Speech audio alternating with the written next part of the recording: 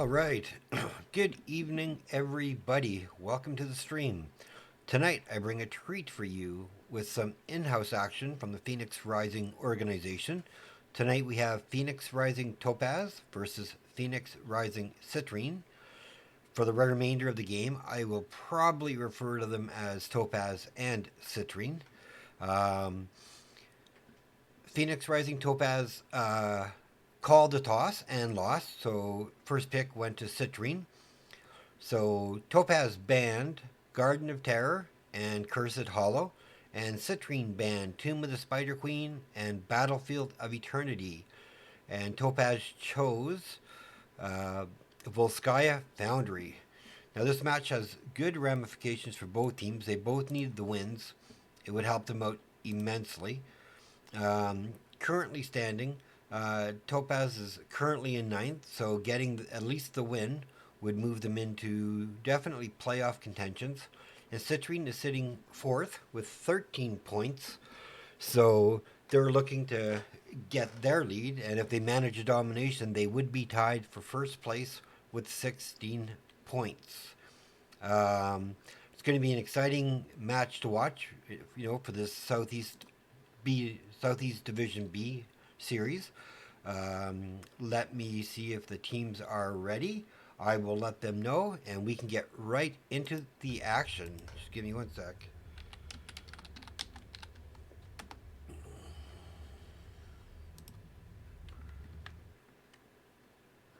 All right, looks like everybody's ready. So we'll be getting into the action. I'm going to turn my volume up just a little bit. Let's get into the draft. All right, for those that don't know, here's my ugly mug. Thank you all for joining. Appreciate it. So good contentions for both teams to really want to win. Hey, little barista, thank you for joining. Nice to see ya.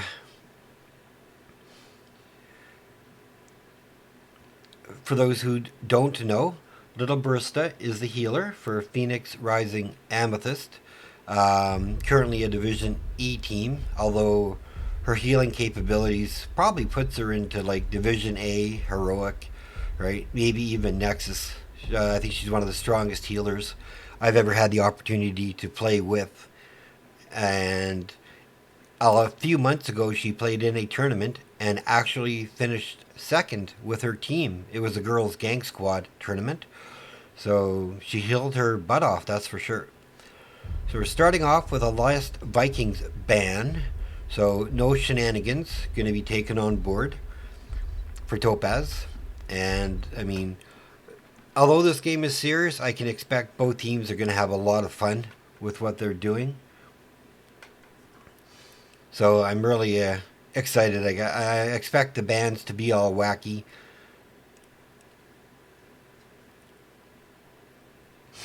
And yeah, they'll just be talking up a storm.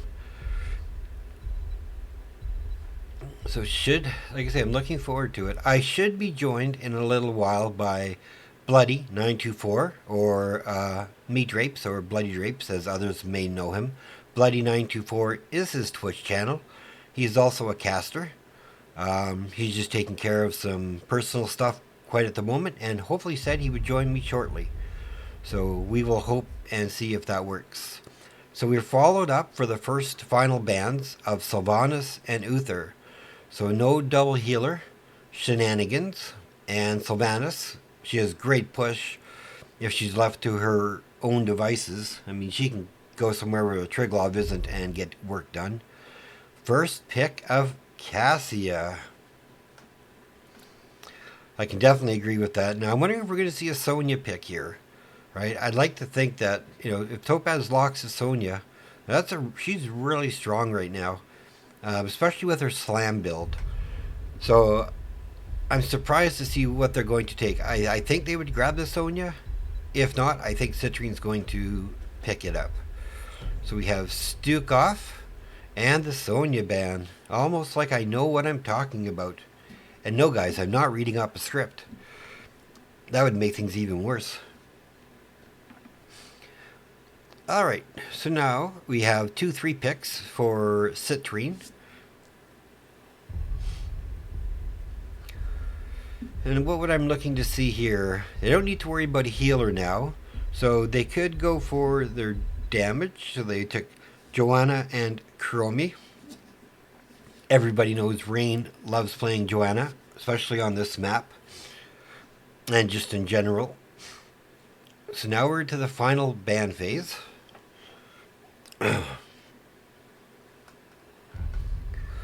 What am I looking to see? I think Topaz is going to ban a damage. Maybe a Li Ming. Oh, they're going to go take away the healer option. So they have the Stuk off. So this still leaves a lot of good healers available with the Brightwing and the Deckard. As well as the Lucio.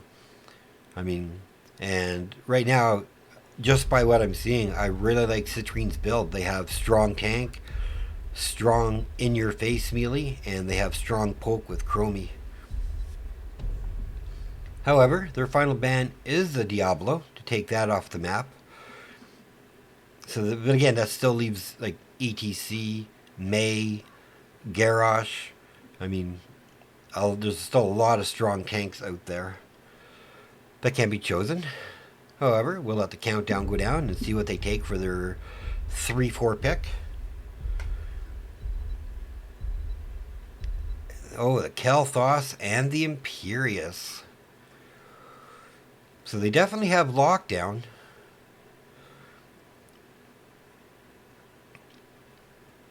And if that Imperius gets a good spear into KT, that could cause a lot of damage. Makes me think Chromie will probably go Slowing Sands. She could go Time Loop, but I think Slowing Sands may give them more opportunities on the point. And we finish off with Yrel and a White Mane healer. Wow. What do you think about the White Mane, Bear?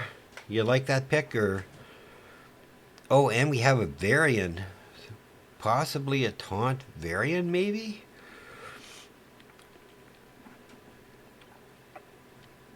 I mean, White Mane is definitely the counter dive healer, and this is successfully a dive comp, but their damage comes really from afar, so they have to be careful. Alright, let us get into the game and do some introductions to everybody. And again, I want to thank everyone for joining. Let's go down with some teams. Love the portrait synergy.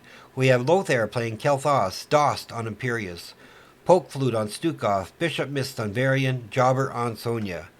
And for Citrine, we have Asmachat on Yrel, Ace on Chromie, Lamort on White Mane, Stoic on Cassia, and Joanna being played by their captain, Rain. Let's get into this game. Pop to the middle. Let's zoom out for everybody to see everything. Pull up some level 1s.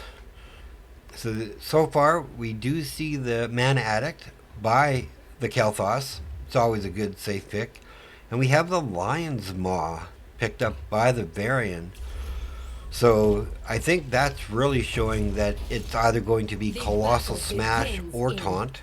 10 seconds. Kind of leaving that window open. We have Laws of Hope for Joanna, Thunderstroke for Cassia, Pity the Frail for the White Mane, Time Walker's Pursuit, and Light of Karabor. And to finish off Topaz, we have Burn the Impure, Low Blow, Lion's Maw, and the Furious Blow. Oh, I'm so excited to watch this game. Let's get into it. I'm really hoping it goes to 3 games. I mean, I can see the Citrine wanting to really actually get the domination to put them as a tie for first place. And I can also see that Topaz really wants to use a little bit of instigation by Rain to try and slow the team from getting to the objective, buying some time for to get their experience gloves. Rain positioning again. However, he pops the unstoppable and logs Hey, Range Girl. Nice to see you. Hope things are well. I know you're here to cheer on your man. Welcome to the stream. Alright, right away, Citrine is jumping all over their machine gun camp. And not yet attempted by Topaz. They did clear their top wave because they had numbers advantage, so they could be taking it now. However, as we know, it is going to give an advantage over to Citrine, as their objective, their turret camp will be up when the next one. Oh, and a gank onto Sonya. First blood goes over to Phoenix Rising Citrine.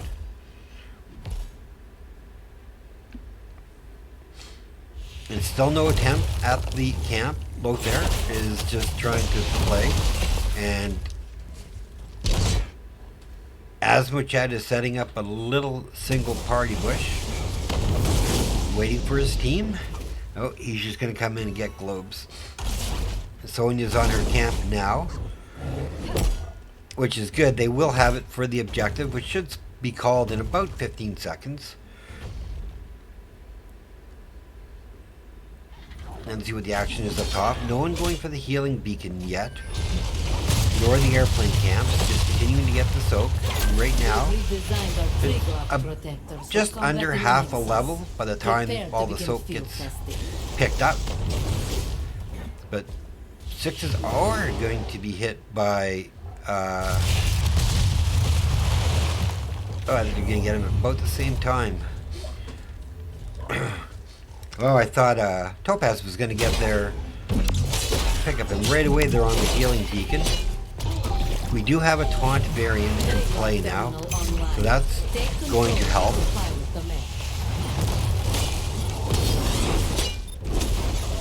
Hey, Random, welcome to the stream, my friend.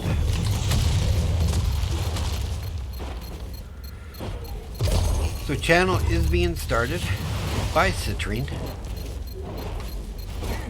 However, it's kind of ironic. There's 5 on point, and one person is still being able to keep. Oh, there's the taunt. There's the blow up. Unstoppable goes out.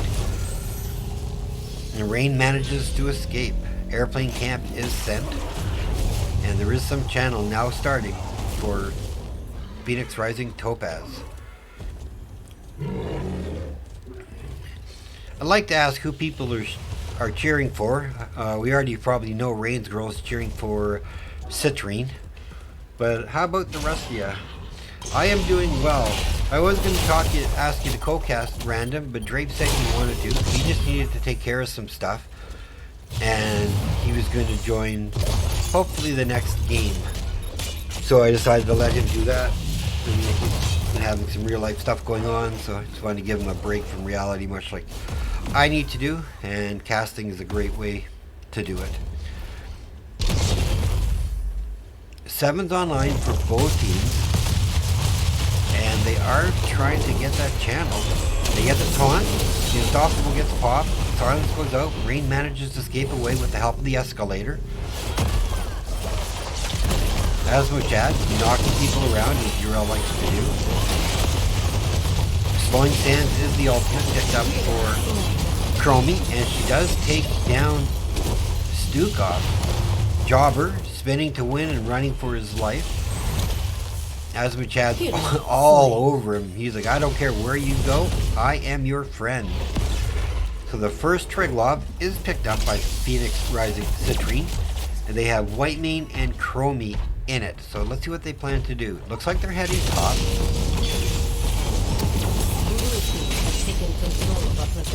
So that's really good. Gonna clear away some minion wave, get some soak.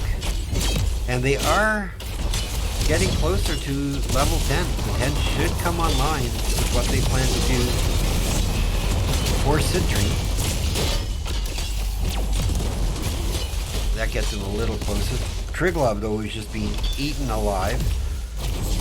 The protector has been destroyed. How everybody manages to escape. In the bottom lane, though, we have a 3-man push that did take down a part of the wall and a turret. And a tower. Gate is still up, though. Asmochad trying to give a smack onto the healing fountain. And looks like there is a gank trying to be set up here with Rain sitting in the bush. Oh, and they have Bishop out. Knockback. Valkyrie goes out, catches Imperius. Unstoppable by Rain. Varian's backing away. He does have his taunt. He doesn't use it. And that was a lot of damage put onto Topaz in a matter of seconds.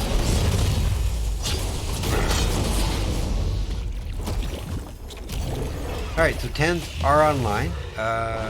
While we're in this little quiet lull, let's just park here. I'll go over 10s for Citrine first. Ardent Defender. We saw the Slowing Sands. We got Scarlet Aegis, the Valkyrie, which we saw, and the Blessed Shield. And for Phoenix Rising Topaz, we have Phoenix, Angelic Armaments, Slapping Hands, Shield Wall, and Leap. I'm surprised with taking Lions of Maw. No, I can see it. Never mind. And he did take the second wound. Big Phoenix, big cut, big Slowing Sands though. Oh, they're in a world of hurt. Valkyrie misses. However, they did secure a kill onto Skukov. Jobber's running for his life. He is not going to get far. Bishop, he's in a world of hurt. That's 3 people down on the side of Topaz. And they are doing an invade. 6-0 are kills.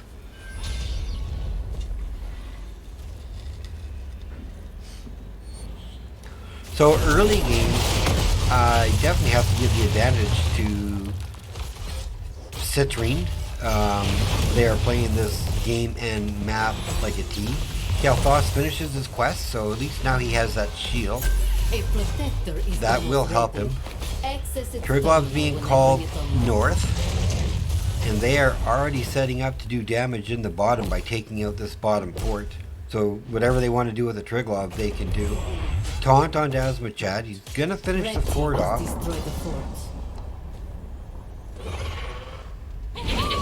They do get the stun. No follow-up. So Leap is down for 54 seconds. Terminal activated. Take control of it. And they are again picking up their turret camp.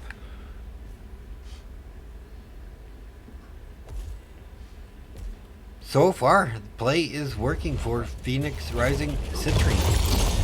We have 4 trying to take a healing beacon. However, everybody's coming to crash. They should get it in time. Oh, Rain is able to get their Popsy unstoppable. Valkyrie goes out, catches Bishop. Healing beacon is down. Turret gets dropped, as does the healing beacon. Imperius goes down. So they did take the healing beacon. They did secure a kill at the cost of both their turrets. So at least Stoic still has one. They are putting themselves in a really good spot. And this second Triglov is going to do some serious work, depending on where they decide to take it. First pick, Topaz lost the coin toss, so Citrine had first pick, and Topaz brought us to this map. This is where we stand.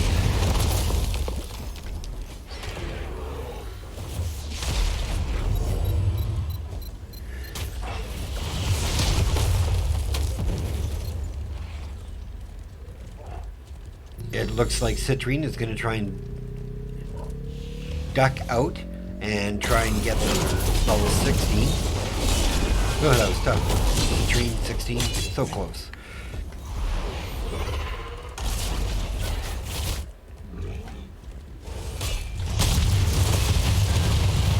Slowing Sands going out on the Bishop. Phoenix going out trying to do some damage to the airplane camp. 16's about to be online for Citrine. They are going to be looking to re-engage and not. Valkyrie goes out early and misses Jobber. Asmachad coming from behind. Time trap. Catches jobber, but no damage done. And it's a guaranteed 2-level lead. 7-0 kills. A lot of damage. Sonya, big lead, spin. She still goes down. Swiping hand doesn't really hit anybody. Bishop goes down and Kalthos with a beautiful jump. But with that.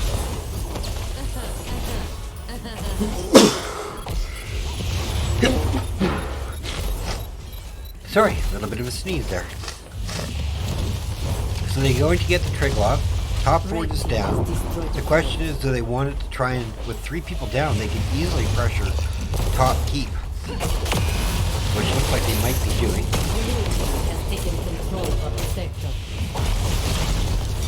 Oh, I agree, Randy. Chrome's providing a lot of vision for them. Now everybody's up, so they can create some defense. But this keeps going down. I don't think they can stop that. As does the Sippy Cup. And everybody's backing off now. Looks like they're probably going to try and work on this mid fort to have catapult pressure in every lane.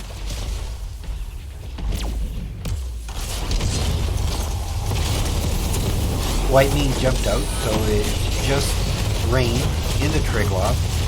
But with what their plan is, all they need.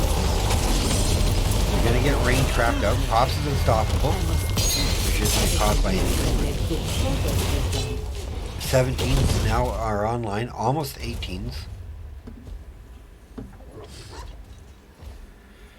Asmachad watching their turret camp to make sure if there's go for it or not. They are grabbing their airplane camp, while Phoenix Rising Citrine is taking the healing beacon. They'll be able to hold on to it a bit longer this time.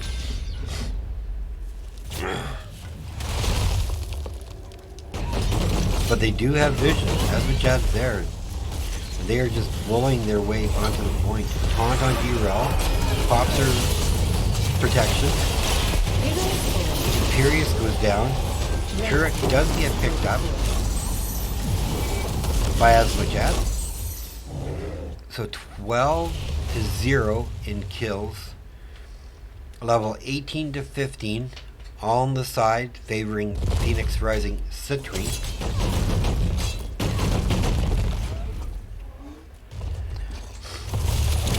I think they caught Topaz a little off guard with how aggressive they came out to play.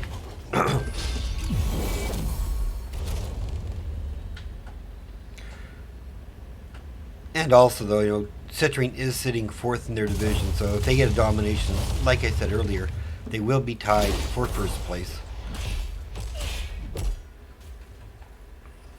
And they are holding on to their airplane camp, which I think is a really smart call, because they are on their way to 20s. Well, if there drops the Phoenix, try and keep some minion control going. Getting too far in with all those forts down. Sonya clearing up bottom. 5 people posturing in the mid. 20s are online and they are looking for blood. I expect a chase down here. They're looking for anybody they can get their hands onto right now. Sonya wisely sniffs it out and backs up. I'm getting another. There is a party bush.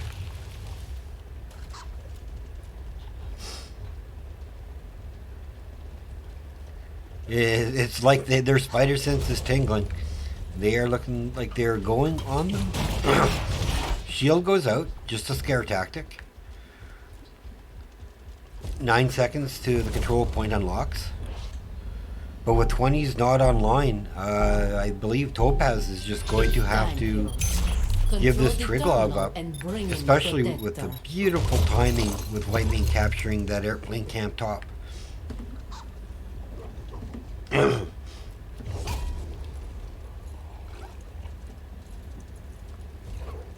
And again, I want to thank everybody for joining me in this. division in Southeast Division. Slappy Hand goes out just a second too late to save Imperious. They're looking at Kel'Thas. They ended up getting Variant. He is shrunk. He is dead. That's 3 people down. Stukov goes down. That's 4.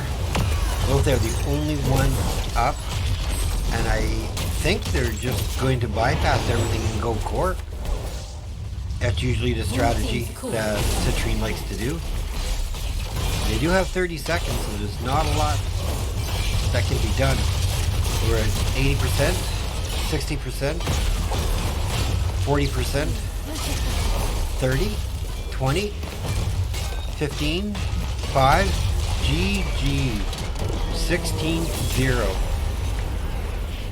Good game, well played. Phoenix Rising Citrine. Nicely played.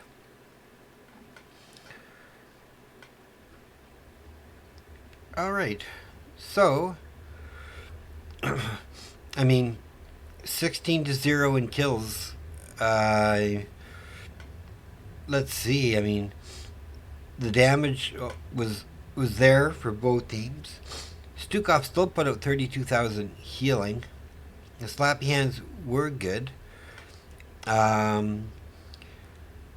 I think my MVP, and you guys can disagree with me, but I think I'm going to have to give it to Lothar with his Kel'Thas.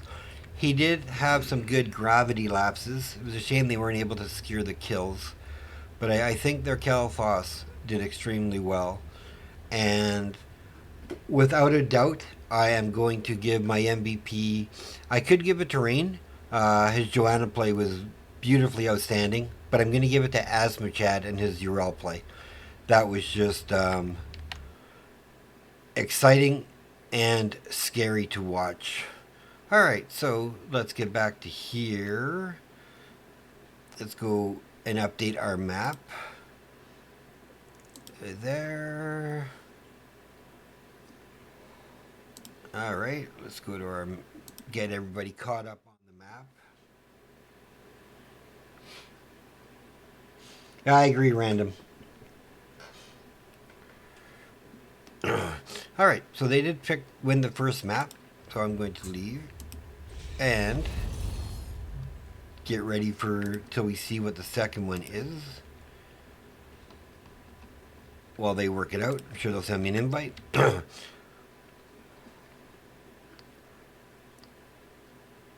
Do a quick promo ad. We'll be right back.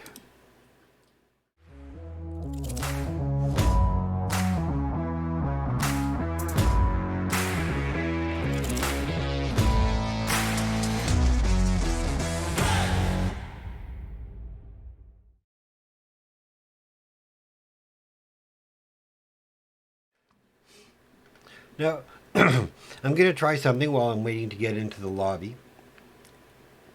Just bear with me. I'm just going to run a short ad on Twitch. Something they want me to do. So just give me 1 second.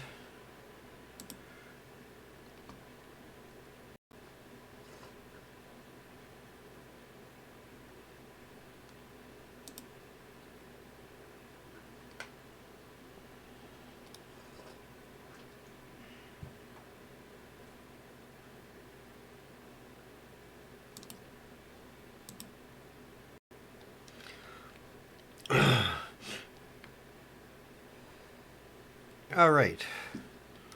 So I'm not sure if an ad is going to run or not. So you have to kind of bear with me there.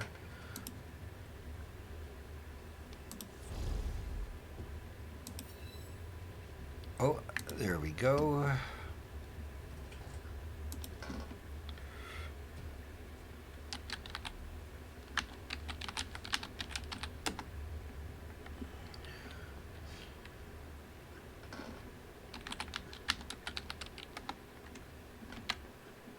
All right, let me update this map bracket for us.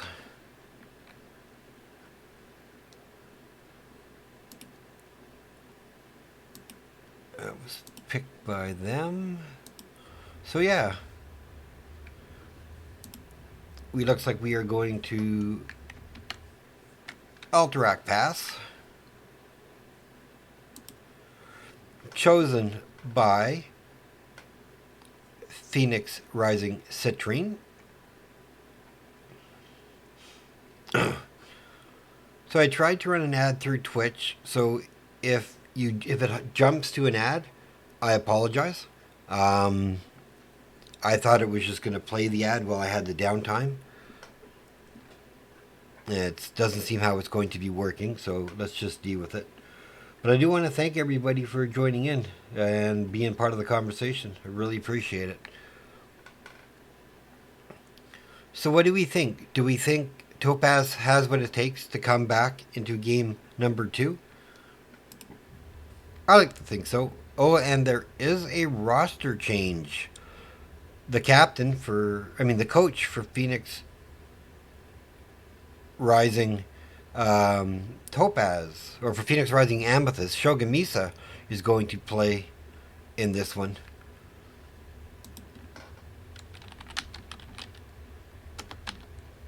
Just letting him know that I'm ready.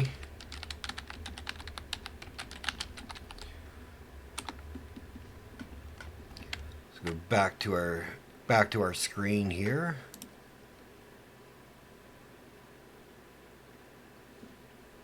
All right. While we're waiting, I'll just play a little bit of music for people.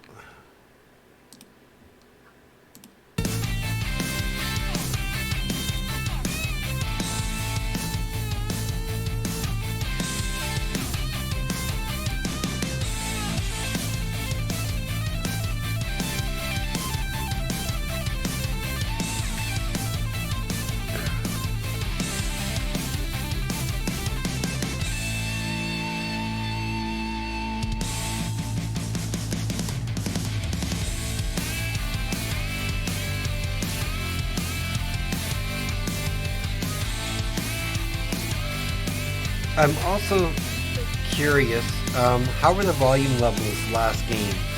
I wasn't overpowering the game, or the game wasn't overpowering me.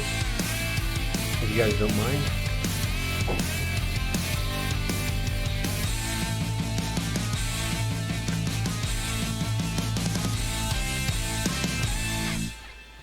You know Shogun Bear, he likes to make a dramatic entrance.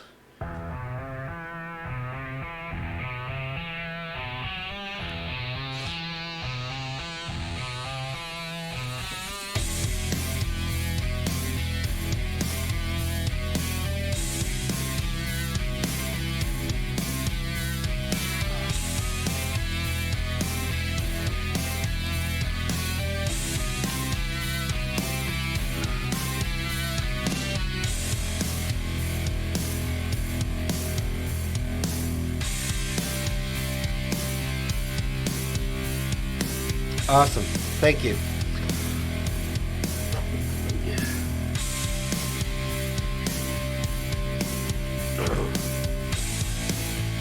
I also hope this background music that I'm playing isn't too loud or deafening. If it is, let me know. I can turn that down accordingly. Just trying to tweak my points ever so bit to make sure you guys get a good, clear sound of my horrible voice, as well as the game volume.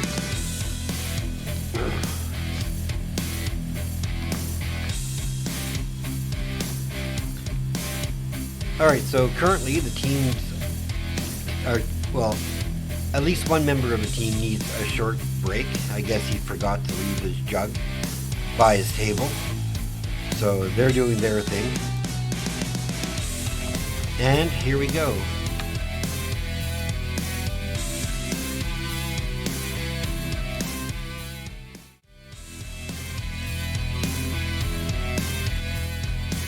Let's fade out this music, get into the draft, so everybody can see what we're doing.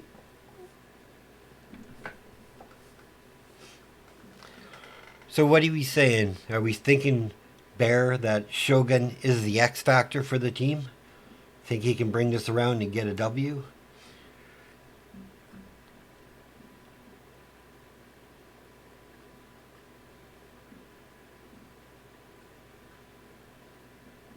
Oh, ha! My apologies. Let me correct that.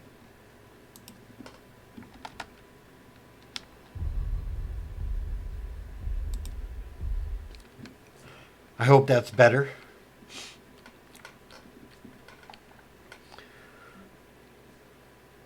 Oh, oh, wait, let me go back to the map. See what's going on. Yeah, I set this up late last night. I couldn't sleep, so that's probably it.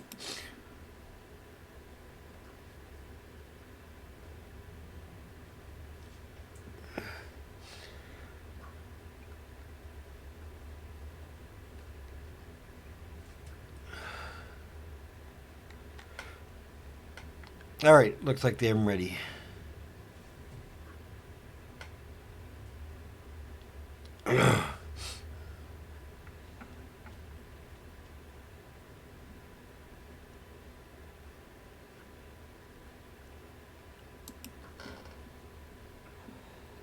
Alright, it looks like we are getting ready to go again.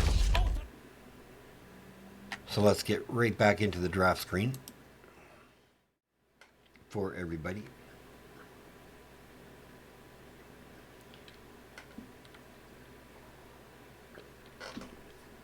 Yeah, and I do apologize, but I'm really glad you caught that, Bear, and brought that to my attention. That just shows I was up super late last night. Yeah, just thinking about things. All right, so let's get into the draft with Phoenix Rising Citrine up 1-0. Topaz really needs to come out swinging and take the win on this map because I'd love to see it go to a game 3. However, we shall see. So Samuro Band right off the hop.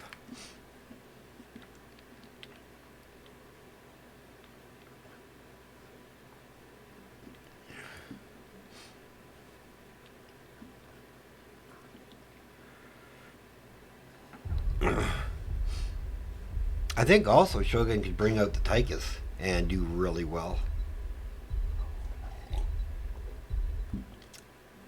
Just hopefully not as Deathwing. I think that still needs a little bit of work.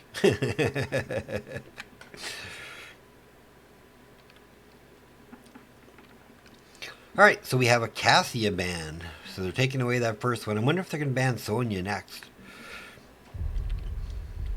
I mean, she wasn't as impactful, but going against an offlaner with the knowledge and experience of an Asthma Chad, I mean, you have to be worried. Oh, take respect, man, taking away the URL from Asthma Chad. It's like, no way, once was enough. Ooh, that's a little secret.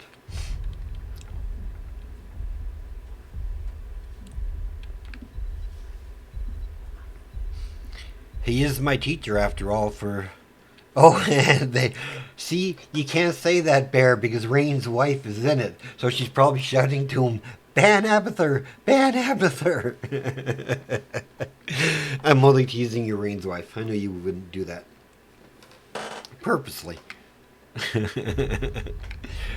But again, I mean, all of Citrine knows Shogun and the heroes he's strong on, so that's definitely a respect ban. And right away with the Sylvanas pickup.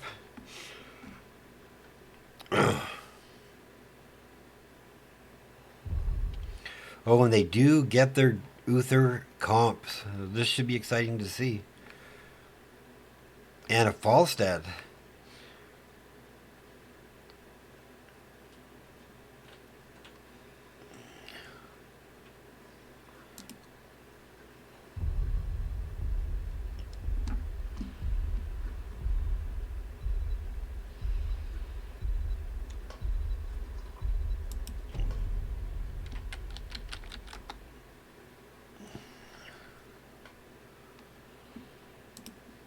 Alright, so we follow up with a Brightwing and a Hogger. Both heroes I can respect. I really like the Brightwing pickup. Can help quite a bit. So, what do you think, Bear? Do you think Brightwing is going to go the Blink Heal or the Emerald Wind to try and get safe passage against the Uther? Depending on their tank, because Uther's either going Divine Storm or Divine Shield. And 9 times out of 10, it's Divine Storm.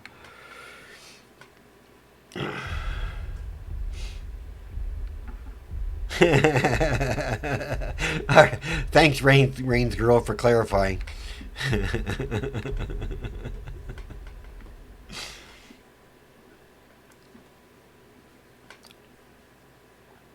So we have ETC and Diablo Band. I like the ETC. That takes away any holy cow. However, we do get Ariel and Vala.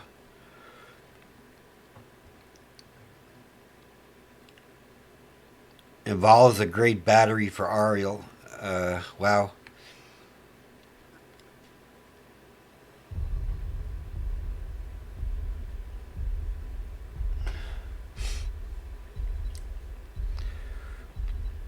So far, I have to say I'm liking what Citrine is drafting. However, we do get Shogun's semi-infamous Mephisto play with a Joanna. So that's actually a pretty solid line they have with the Sylvanas damage, the Hogger in the off lane. So Asmachad has yet to... And he's bringing the Deathwing.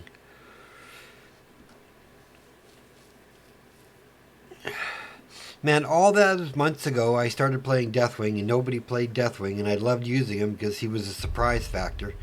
And now everybody plays Deathwing, so there's no surprise at all.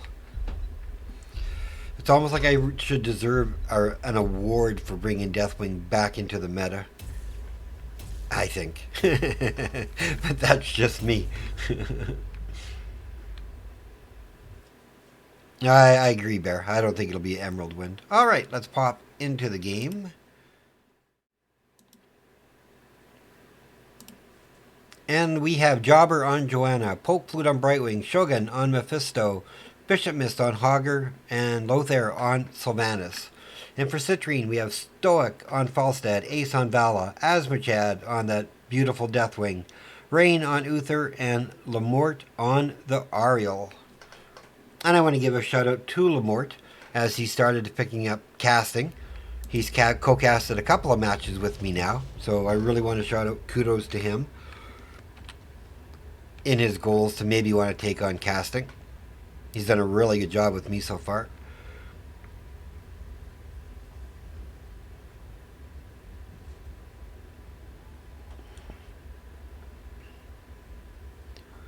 We do have the Hyper Shift out of the Brightwing. The Deathwing is going with Molten Blood.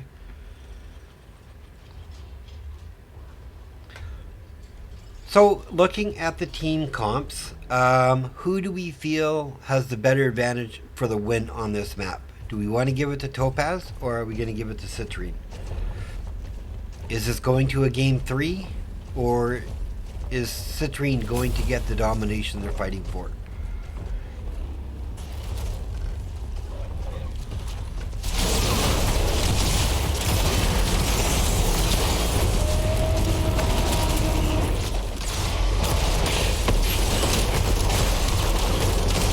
A little caught out.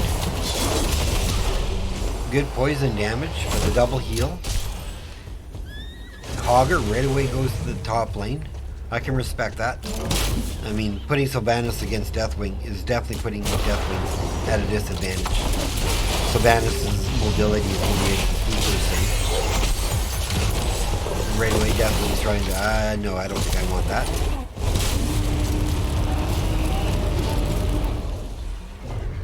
You thinking it's a Q build Brightwing? We shall see. Wouldn't... Yeah. Okay, I can agree with that. Let's see how it unfolds. Going up top, a gank onto Bishop, but he gets away. And you can see that Asmachad wants to go against Hogger. So I wonder if they're going to switch. I mean, Hogger can still do quite a bit of damage to the Deathwing, because he is mobile as well.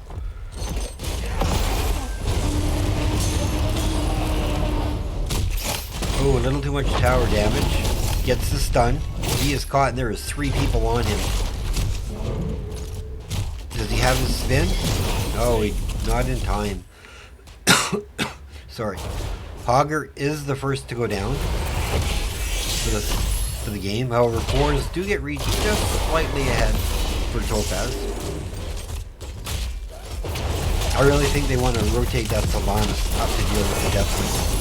Hogger is not going to have that much luck because he can get slowed. Sylvanas has the escape. And they have to kill him. Sylvanas in the bottom. The double healer keeping Ace alive in the mid. First objective is being called. Let's see how they want to play this. Stun on the Shogun. Boop saves them. Let's see if they want to try to get level 10s, as some teams do, or if they're going to go for the just try and take it right away. Another jump. Bush party set up. Ooh, Lamort actually saved Bishop in that phase. Both teams pretty much even in experience. My in-game sound is loud, Raj? Okay. So let me posture it here and I'll be right back. Let me adjust this.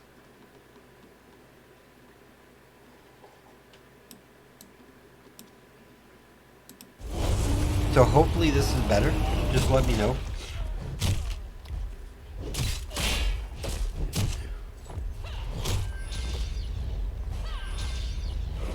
I did turn it down slightly, but if it's still too loud, Roger, just let me know and I'll turn it down some more. Alright, 7s are online for Citrine.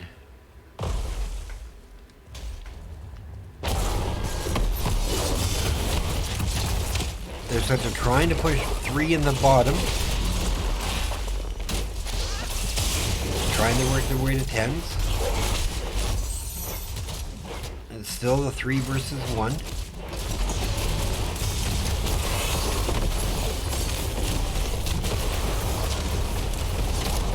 Shogun putting some pressure onto Rain. A stun, a slap on the Shogun. Is he caught out? He is caught out. Mephisto goes down. 3 kills to 0. And Falstad is going to bully the heck out of Joanna in the bottom lane. Deathwing going for the capture point and manages to do it. I don't think he's going to be able to stop the channel though. Oh, he might. Good positioning of his lava burst.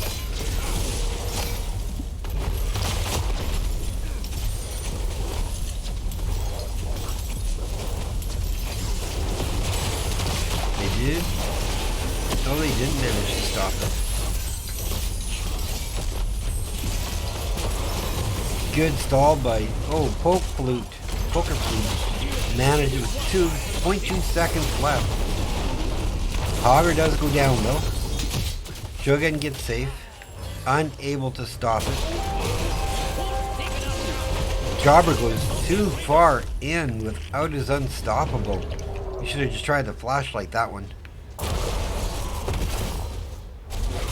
Okay.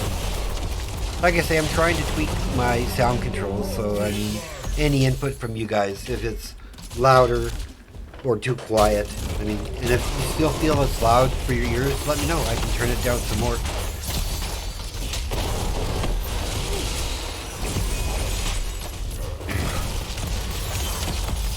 Alright, so 10s are online. While they're pushing, I'll quickly go down the list. We have Mighty Gust for the Falstad, Strafe, Vala, Bellowing Roar for Deathwing, Crystal Aegis for the Ariel, and Divine Shield, not the Storm, for Rain on that Luther. Jobber in a world of trouble. Shogun trying to buy him some time. Doesn't help much. 6-0 are the kills.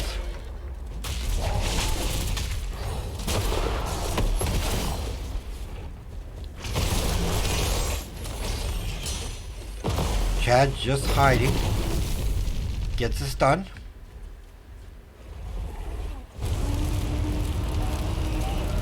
surprised he went. Well, I like the idea of Skyfall on this map. Actually, it is my choice of picks when I play Deathwing. Gives him lots of stall if he's in the air when the other team tries to go for. And they are going boss right away. Bishop sneaking in, gonna spot it out. However, big bad Deathwing is going to. Do they have the time to get up here? No, I think they're gonna rotate to bottom and try and take bottom boss.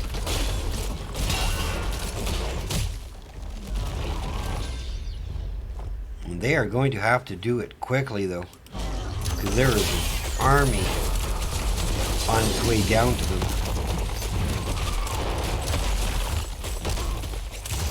Here they come. I don't think they can get it before Citrine gets here. Looks like they're going to leash it instead. I think that's a smarter call. Asmach flies in, so it doesn't get fully leashed. Divine Shield saving the Uther.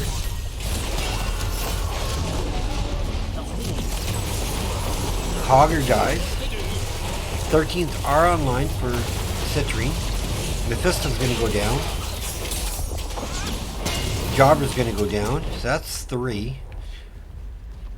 Yeah, and they're just going to take a second boss.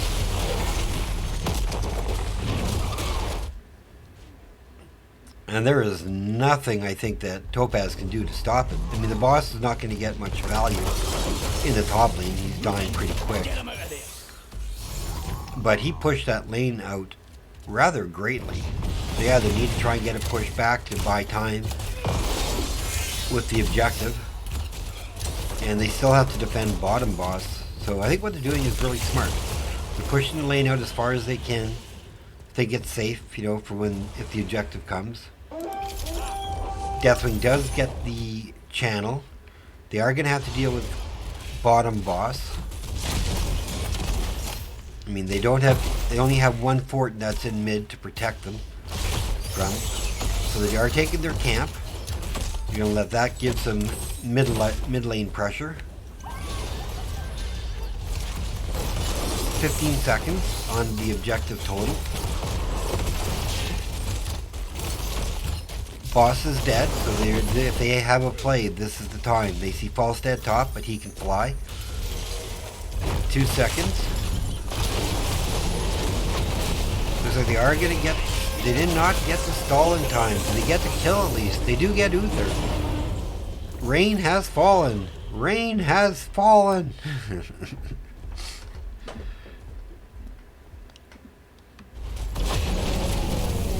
And this is going to be a scary objective coming in.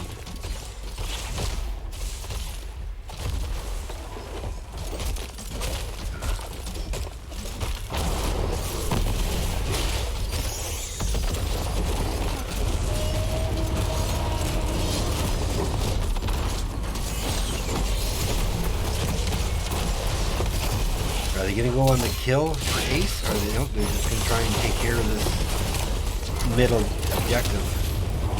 Which I think is a smarter idea. Shogun trying to just scare Asmach away a little bit. Rotation is going top. Shogun's going bottom. Needs to be careful because Ace and Lamort are here. And Rain is coming in. Good stasis. Top lane cleared. Falstead being the pain though, he's not leaving, he still wants to push it. A lot of pressure on this bottom keep. Divine Shield goes out. A lot of heroics used. We were right, it is a blink heal.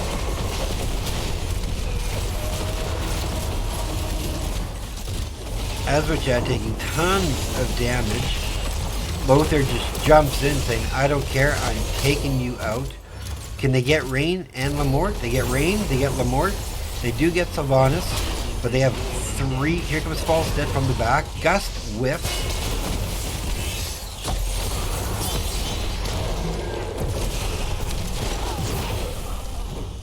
Mephisto tries to get some more damage on. Right? And there is the Emerald Wind. to buy Poker Flute some time. So they do have 2 up versus 2, so they cannot end. They can, however, contest them from taking this camp. Oh, and they choose not to. I am surprised. I thought for sure they could have taken that.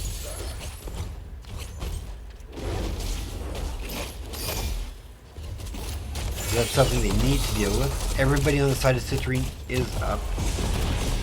A couple of seconds for Topaz.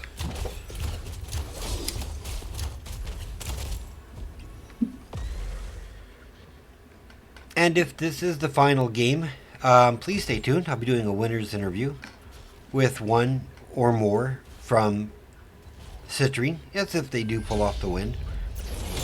I mean, they do have the bottom keep down, so that's 1 armor plate off of their core. More of our soldiers have been taken prisoner. Quick check on the boss. I really think this is an objective. Hey, Ewok. Yes, I get. Yeah, I almost agree with you with Divine Shield. The blink heal could have been better, especially with that camp fight. Hogger can definitely have laid waste to those two. Time for some action. Let's free our soldiers and Quick check for the boss. Nice flashlight by Jobber. Spinning hammers doing some work. The stun misses from Asmachad. Camp is making its way. I don't think they need to worry about the camp though. They really need to try and get a couple of kills and get the objective. Shogun taking massive damage. Oh, he was just lit up. Silence. Aegis goes out onto Uther.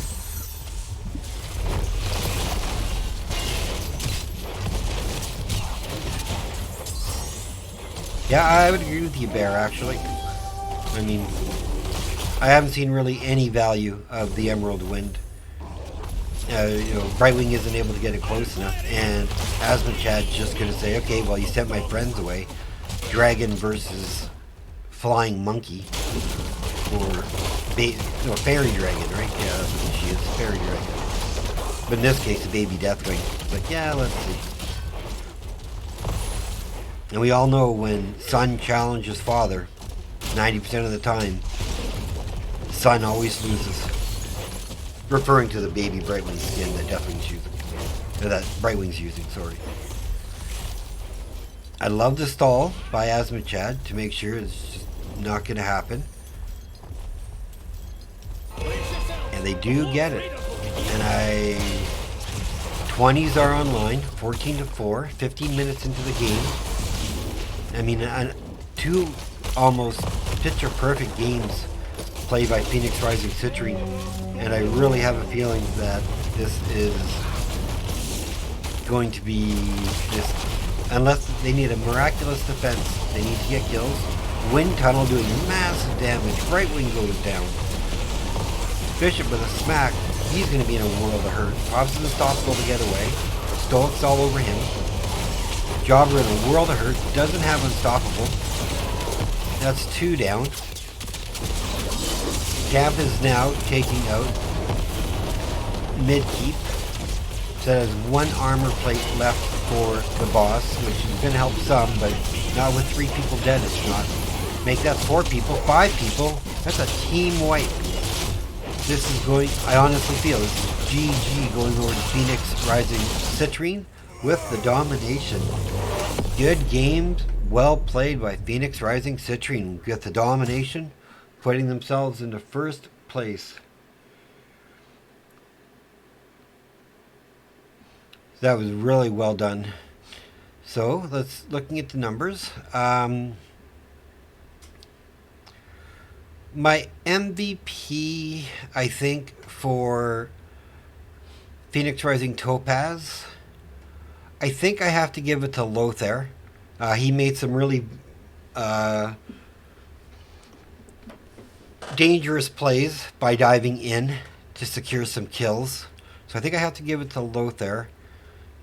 And I think I think I'm going to have to give it to the Deathwing.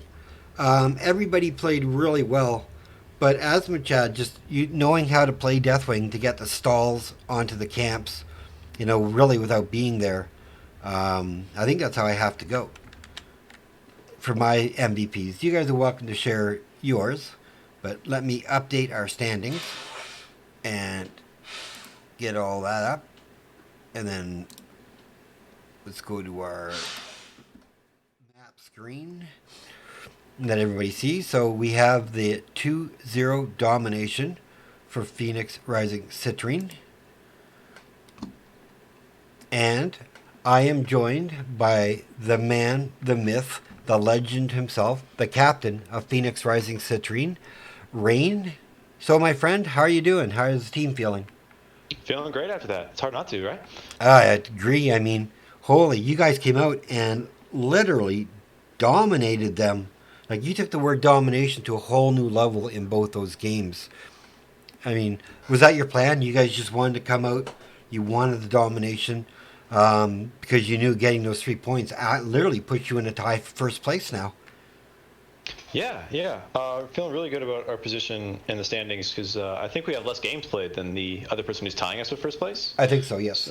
So as long as we pick up a game or two in the next few, I think we should be well positioned moving into top 8. So definitely feeling good about that. And the games were super smooth. We executed well tonight. So going and let's talk all track pass. Going in, I had to give you guys credit for your draft. I really liked the draft, and Asmachad's Urel play was nuts. Like, he just stuck to somebody Urel like glue was until Skya, they right? died. Well, Skya, yes, my bad. Yeah. Yes. So did Asmachad, was he planning? Like, did he want Urel from the beginning, or do you guys just let him choose? Who he feels is best to go against his competitor. That was pretty flex. We had a lot of options to us in the moment, and I think there was a better pick that I think Chad actually called out right afterwards. But it worked great. Like, Jarl was definitely the next best and pretty arguably close between them. So it was pretty flexible. We just wanted something that could, because we had the Chromie and we knew we could outpoke what they were showing with the KT and all. And the fact that their tank hadn't locked yet and they had a bunch of frontline. So we figured either they're doing a weird swappy thing or they were going to be super frontline heavy. And with the Chromie, we just need to keep them off of us and poke. So we just need someone who's really good at peeling, and Urel's great at peeling with their hammer.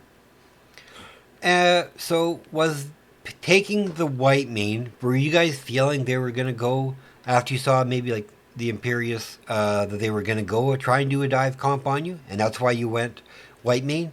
Or did you just want it? Or was Urel the last pick? I think it was white main. Yeah. And so Urel. We took the white main because we knew they were clumpy, and white main's very, very powerful in the clumpy teams. Yes. Plus, she's great at healing and keeping up single target, which is kind of what their comp was designed to do, right? With the super long CC chain they had. Yes. Yeah, the taunt variant and so on. I mean, if they locked any of yous down, but I mean, it's your whole team played it so smoothly. I don't think you guys were really on the back foot at any point in that first game. You guys just put the pedal down, and I mean, you just laid waste. That was such a nice display, and your ability when you were playing Joanna, especially in the beginning, to create that stall from them going from mid to top and from top to mid. Worked out really well. It gave you guys a little bit of an experience lead that slowly branched on and on. Yeah, it freed us up to get to our siege camp, or our turret camp, a little bit faster than them. And if you get that turret camp first, and if you get a pretty fast turret camp against their slow one, you got to look at the heal camp. So it's really important to get ahead on that first couple rotations there. Right. That makes sense because you guys, I think you guys took yours, and they didn't get to theirs until pretty much the objective was almost up. So you guys had the opportunity for that second turret as well. So, I mean,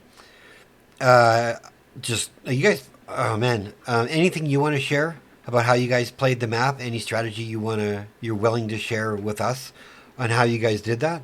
I mean, I just have I I have too think the many early game questions. is Go pretty ahead. clean with the stalling their rotations on the tank, and then getting ahead in rotations so you can get ahead on the turret camps, so you could threaten the heal camp cap or whatever, and just kind of pressure them back with waves and start off on a good front there. Because once everyone gets settled down in the first few minutes, you get into a nice little rhythm. Awesome. All right, well, let's go on to Alterac Pass. I gave my MVP to Asmachad that game. I think he played his Deathwing so on point, and it's a lesson for anybody who wants to play Deathwing, right? Especially in the off lane. He handled it well, and when it came to objectives, he just knew his range to be able He's to really drop. annoying on Alterac Pass with Deathwing. I see that. I mean, there was really nothing they could do to really stop him whatsoever. You know, you guys got that early gank onto the Hogger, right? Hmm. And then Falstad in the bottom lane. I felt initially that I know Hogger didn't want to go against Deathwing, and so Sylvanas is a much better matchup. But Asmachad just, I don't know if he shared it with you that he wanted to rotate lanes. Um, However, the switch putting, and they didn't counter switch you, right? So they went with the Hogger against the Deathwing and the Sylvanas with the Falstead, and well, we saw how that worked out. Falstead got a kill onto Sylvanas. Yeah, So, Stoke's great. Stoke's very good.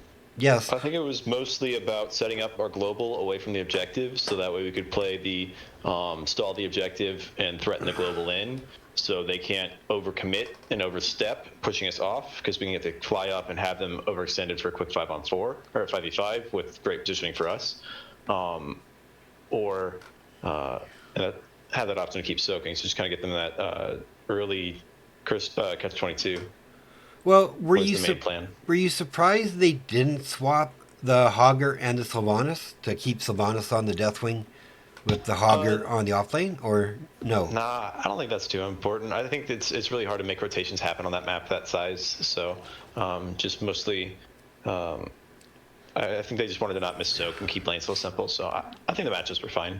I Right. think that my team just played it really well and found a small, rare mistake from our opponents and was able to punish. Oh man, you guys did great, and that second Triglav literally took down a keep. It was a really impressive play, especially that early in the game, that set them on the back foot and pretty much remained so for the rest of the game.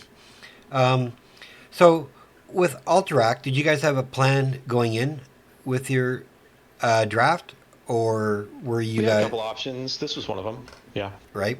I really like your draft. I gave execution, had to rely on Topaz, and I thought Shogun could have been the X factor for Topaz. However, you guys were able to keep him in control really well with Ariel knocking him back, you know, either before or after he came out of his teleport. I mean, I, Ruins is cooldown reduction. yeah, I mean, you guys just you played that map so well. I don't know what to say, but I think both the maps should be a lesson to anybody who wants to study either of these maps and how to get good and to recognize your win conditions. You know, I think you guys put a beautiful example that's now recorded for other teams to watch and to really be afraid of you guys if they want to take you to these maps. Because I know as part of the organization, you guys have such a versatility in your hero choices, right? And how you play the map. I mean, with you as the caller, you know, you can I'm change not. I'm your. not the caller. Oh, you're not? I thought you were. But the more does macro, I do micro. Oh, okay, okay, right. Well, between the two of you, though, I mean, you guys were calling that map. It looked absolutely flawless. Everybody, no matter where they were, it looked like they were still playing as part of the team. You know, they were doing what they needed to do, showing up when they needed to show up, securing the kills that you guys needed, and literally you bullied them for 15 minutes. This is basically Yeah. what it was. Yeah, Lamort's been really studying macro. I don't think there's a map we're uncomfortable on at this point. It's a good feeling. Little Barista wants to know if the Deathwing pick was a reactive, if or if you knew going in that you'd be going Deathwing. I'll tell you in a private setting. Okay, Fair enough. Sorry, Barista, you're going to have to message Rain and ask him that question. All right. Well, I don't want to keep you from your team. All I can say, I mean, I'm awestruck by what you guys are able to show. You're such a strong force for both the PRE organization and the Southeast Division that you're in. That I'm so looking forward to seeing what you guys are able to do as you go into the playoffs. Thanks so So much. I think I'm just going to let you do your shout outs, go celebrate with your team, and then I'll end this and do what I need to do. Go ahead. Yeah, definitely. My team's amazing. So Chad and Stoic have been playing together for almost a year now, and Ace, the Mort, and I have been playing together for about a year as well. So it's been awesome to just really love showing up to practice with these guys every day. It's been really cool to develop these friendships. So that's been amazing. And I want to thank my wife for being so incredibly supportive of everything and always cheering us on. And I want to thank you for casting us. Super awesome for you to donate your time like this. Oh, my pleasure. I love casting Phoenix Rising equal matchups. They don't happen very often, so when I get the opportunity, I really like doing it. And like I said, it was a treat to watch. And yes, your wife was cheering in the audience. We were actually teasing her that she was shouting out to you to ban Abathur because we were talking about the Abathur on Shogun. And we figured she was yelling to you, they're saying ban Abathur! They're saying ban Abathur! Yeah, I didn't hear anything from her. So Yeah, no. Yell louder next time. Yeah, she said she wasn't going to help you out in any way like that. So I'm guessing you guys just knew to ban it. Research. Yes, All right. exactly. Thank you so much. Have a great night. You too, my friend. I'll close up and I'll talk to you soon. See ya. All right, everybody. So that is the end. I'm just going to play some music and then I will play a quick commercial for PR Sports and we will call this an evening. So just give me 1 second and I'll be right back.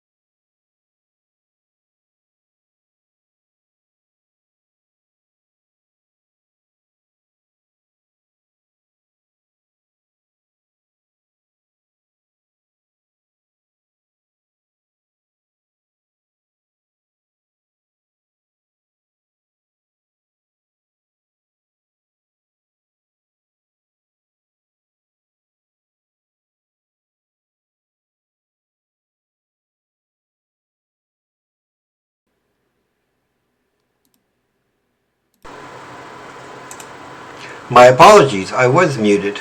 I gotta change this. Settings are wrong.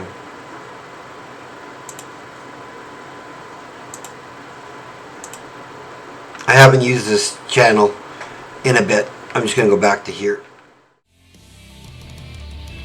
There we go. So now I should be live and well. My apologies. That's a new channel that I'm working on for NGS, and apparently I haven't fine-tuned all the settings. So I do apologize for that. What I was saying is I do have a game casting tomorrow night at 10 o'clock Eastern with Phoenix Rising Emeralds versus the Qua Boys. So I'll be back on tomorrow night. I want to thank all of you for staying tuned and watching tonight's matchup. If you haven't had a chance to leave a follow, please do.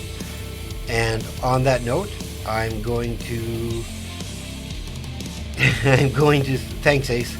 I'm going to say goodnight to everyone, and I will see you guys tomorrow or in the Nexus. Take care, stay safe, and enjoy your loved ones.